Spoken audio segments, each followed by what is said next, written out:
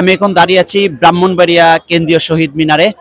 52 ভাষা আন্দোলনের বিজড়িত সকল শহীদদের প্রতি শ্রদ্ধা জানানোর জন্য ব্রাহ্মণবাড়িয়ার সকল অঙ্গ সংগঠন, রাজনৈতিক সকল অঙ্গ সংগঠনের নেতা কর্মীরা 52 ভাষা আন্দোলনের শহীদদের প্রতি শ্রদ্ধা জ্ঞাপন করছে। গতকাল রাত 12টা 1 মিনিট থেকেই আমি এখন যেখানে অবস্থান করছি সেটি ব্রাহ্মণবাড়িয়া কেন্দ্রীয় শহীদ মিনার। 21 মানেই মাথা নত না করা, 21 মানেই বাঙালির ছাওয়া, 21 মানেই ঐতিহ্যবাহী আন্তর্জাতিক মাতৃভাষা দিবস উপলক্ষে এবং শহীদদের প্রতি শ্রদ্ধা জ্ঞাপনের জন্যই ব্রাহ্মণবাড়িয়া গতকাল থেকেই সকল অঙ্গ সংগঠনের নেতা কর্মীরা এবং সরকারি সকল দলীয় আমলাতন্ত্রগণ ভাষা শহীদদের প্রতি শ্রদ্ধা জ্ঞাপন করছেন।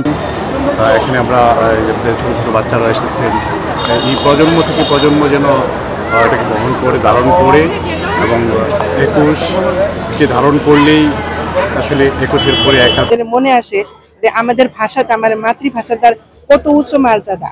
আমরা এই মাতৃভাষাকে অন্য ভাষার দ্বারা মানে সরিয়ে দেওয়াটা মুঠি ঠিক না। আমরা নিজের ভাষাকে শ্রদ্ধা করা উচিত। আর উনাদের শহীদের জন্যই কিন্তু মানে প্রথম দুনিয়ার মধ্যে প্রথম মানে যারা শহীদ হয়েছিল নিজের ভাষার জন্য, তারা কিন্তু ছিল বাংলাদেশিরা।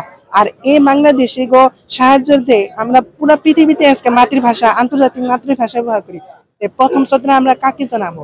অবশ্যই আমাদের বাংলাদেশি ওই ছাত্রদের যারা এই দেশে